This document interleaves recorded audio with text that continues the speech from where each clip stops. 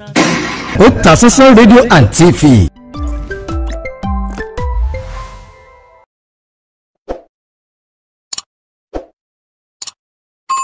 Mo ṣe alábàápàdé fídíò tẹ́ ń wò yìí lórí ẹ̀rọ ayélujára.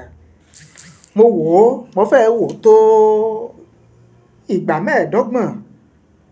Mo rí i pé ẹ̀kọ́ ń bẹ nínú fídíò yẹn, nínú tó ṣẹlẹ̀ nínú fídíò tẹ́ ń wò yìí.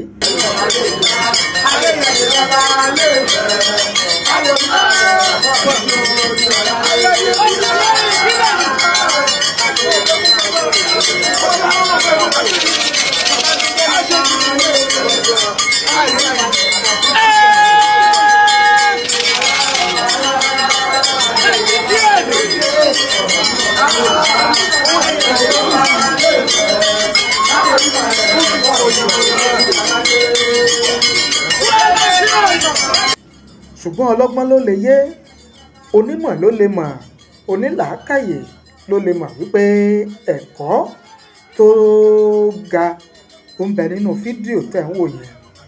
Ẹ̀yin náà wò ó, màá mú ọ́díò rẹ̀ wá fún yín o, tẹ́ wò ó tẹ́ gbọ́ dáadáa.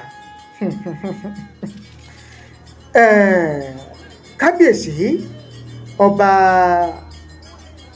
Adéyẹyè Ẹniìtàn Ògúnwùsì Ọ̀jájá kejì Ọọ̀ni tilẹ̀ Ifẹ̀ àrólé Oòduà Tìgbìnìbí àti Àpọ́n, àwọn ni wọ́n ṣalábàápàdé ọ̀rẹ́ àtijọ́ tí wọ́n jọ lọ sílé ìwé, tí wọ́n jọ ṣe èwe, tí wọ́n jọ ṣọ̀rẹ́.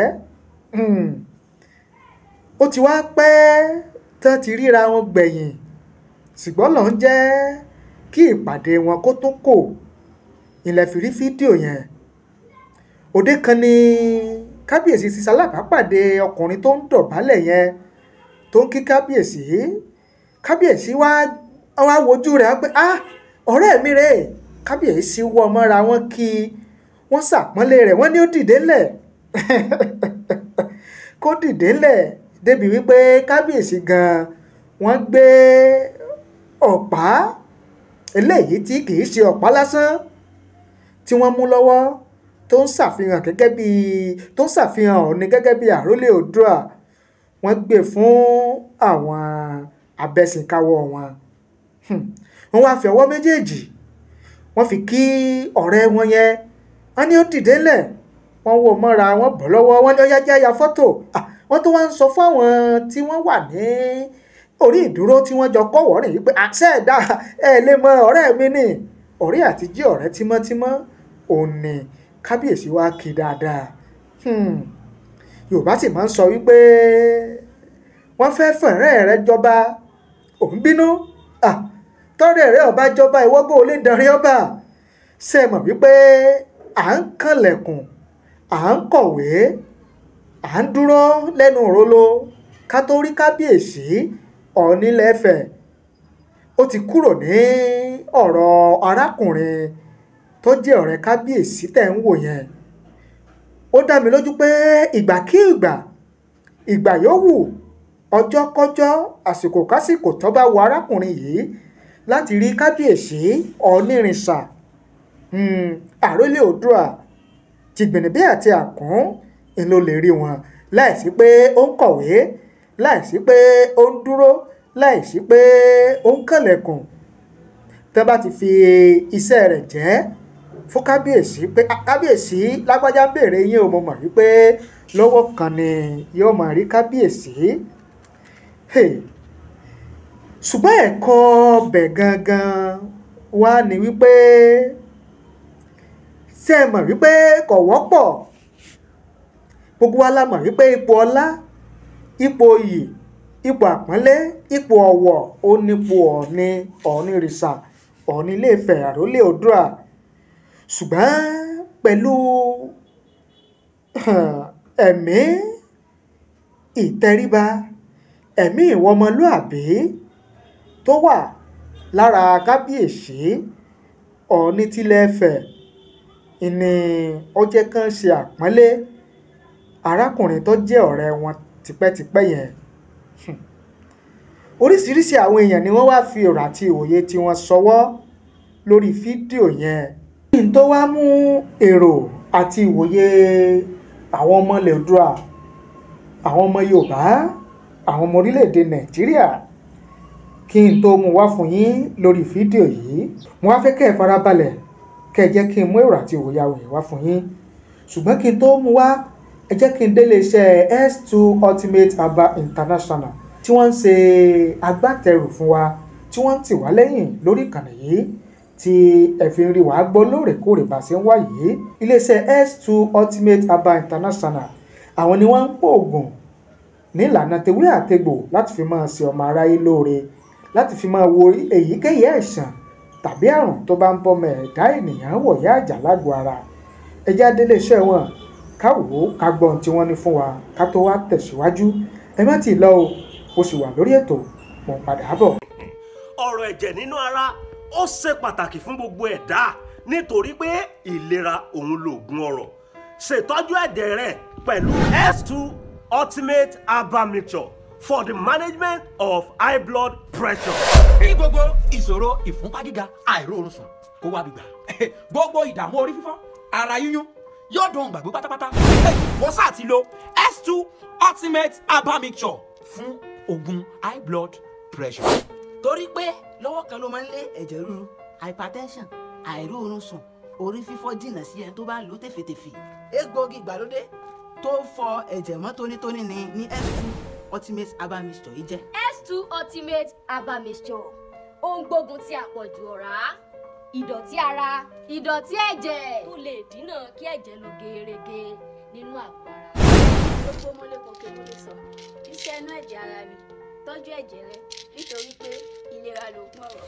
A ò ní rí ogun ikú òjijì, a ò sì ní ṣiṣẹ́ fún ọmọ ẹlòmíràn jẹ, wàhálà wa ò sì ní já sásán láyé o. Ẹ pè wá sórí àwọn ẹ̀rọ ìbánisọ̀rọ̀ wọ̀nyí pẹ̀lú 070 40 79 01 53 tàbí 080 64 00 02 04 láti rà tàbí jẹ́ alágbàtà S2 Ultimate Herbal Mixture. Ewé àti egbò ni wọ́n fi ṣe oògùn yìí ní ìlànà ìgbàlódé tí àjọ NAFDAC tó sì fi òǹtẹ̀lú fún gbogbo ènìyàn pátápátá. Ọ̀kárí láyé. S2 Ultimate Herbal Mixture for the management of high blood pressure. It is a gidi gan. ó ń gbógun ti ìṣòro inú ẹ̀jẹ̀, ó ń fọ ẹ̀jẹ̀ mọ́ tónítóní lọ́gán tẹ́ ẹ bá ti gbé ìrora. síbẹ̀. S2 Ultimate Herbal Mixture yìí gangan ni dán tí ń já nígbà lọ́wọ́ high blood pressure lọ́gán tí ẹ bá ti gbé ìrora. Mr. David Abiodun Samuel, àwọn ní ọmọlúàbí tòótọ́, the home training in him will not allow him to relate to his friend as friend but as king. Abdulwasi Iyas, àwọn ní if it is Mr. Ganusi, he will just stand and shake hand. Mr. Adesuye Oladele, àwọn ní he hit the stick 3 times on ground before giving to the older man. It is only the legend that can understand the meaning. Adegoke Tawa, àwọn ní I watched the video more than 20 times. Okay? Dawood Abdullah Azam, àwọn ní who noticed the Oni hit the staff 3 times on the ground.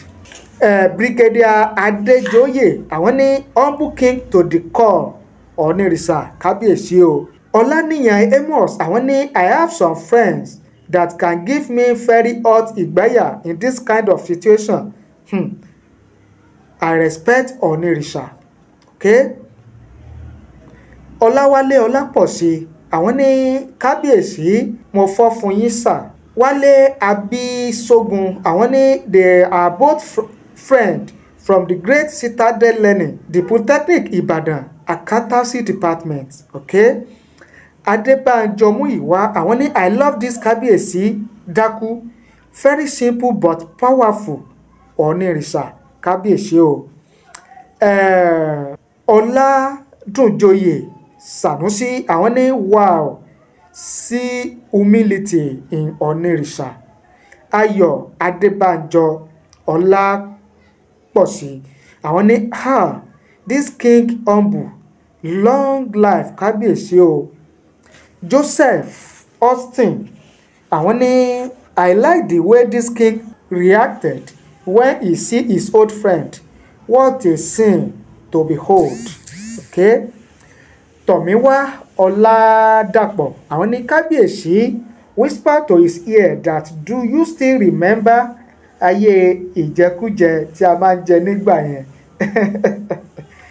Kòfowórọlá Jamiu àwọn ní very very humble king so much like him from Ikorodu Lagos State Nigeria.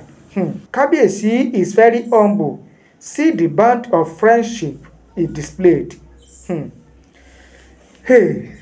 Mo mọ̀ wípé ẹ̀yin náà ní nǹkan tẹ́ fẹ́ wí tẹ́ fẹ́ sọ lórí fídíò yẹn. Ẹ fi èrò àti ìwòye tiyín ẹ fi ṣọwọ́ sí wa láàyè comment nísàlẹ̀ fídíò yìí. A kà á sì gbéyẹ̀wò. Ó lágbára o. Ẹ̀kọ́ ń bẹ láyé fẹ́ni tó bá fẹ́ kẹ́kọ̀ọ́ tó sì fẹ́ kọ́gbọ́n. Ẹ mú tiyín o, èmi náà ti mú tèmi. Ẹ ṣe bẹ́ẹ̀ ṣe ń wò wá, ẹ ṣe bẹ́ẹ̀ ṣe ń gbọ́ wá. Ẹ bá ní pín, ẹ bá ní share kó lè káàkiri àgbáláyé kó lè rìn jìnnà dáadáa. Ẹ sì má gbàgbé láti bá ní subscribe sórí ìkànnì yìí kẹ́ ẹ tan notification bell kẹ́ ẹ lè máa láǹfààní láti máa rí wa wò láti máa gbọ́ wa lóòrèkóòrè tá a bá ti mú tuntun wá fún yín lórí ìkànnì wa. Ẹ ṣé o, àdúpẹ́, àmọ̀rírì yín.